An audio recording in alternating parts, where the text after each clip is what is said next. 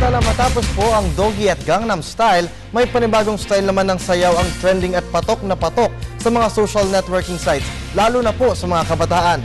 Nagpalabas na rin ng maging ang mga celebrities ng kanilang bersyon nito. Alamin natin ito sa ulat ni Beth Kaching sa In Ka Ba?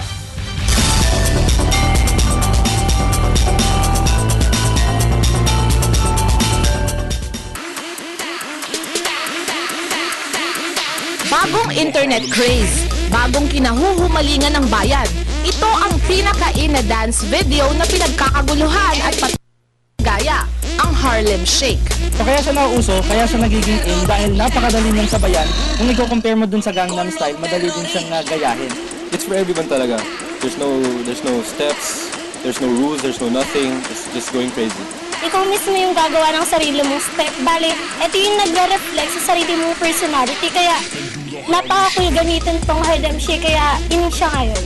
Ang Harlem Shake dance ay nagsimula noon pang 1981 sa Harlem, New York. Ang Harlem Shake song naman ay ginawa ng musikerong si Bauer noong Mayo taong 2012.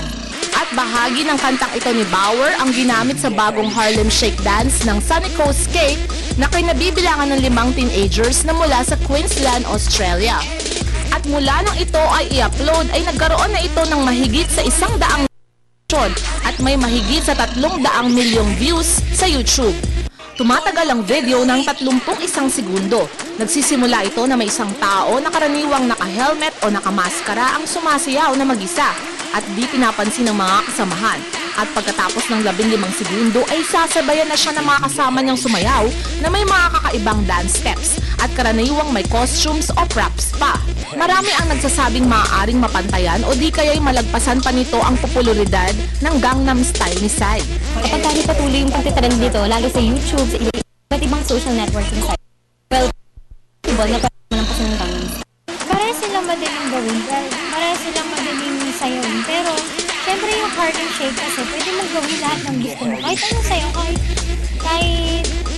kahit na yung sayaw na pwede mo, lalo na pag hindi ka marunong sumayaw, di ka makakasayaw kasi freestyle eh.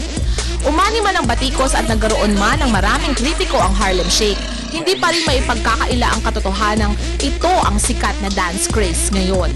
Ina na ba? Kami! Ina! Para sa Telebisyon ng Bayan, Elizabeth Kaching.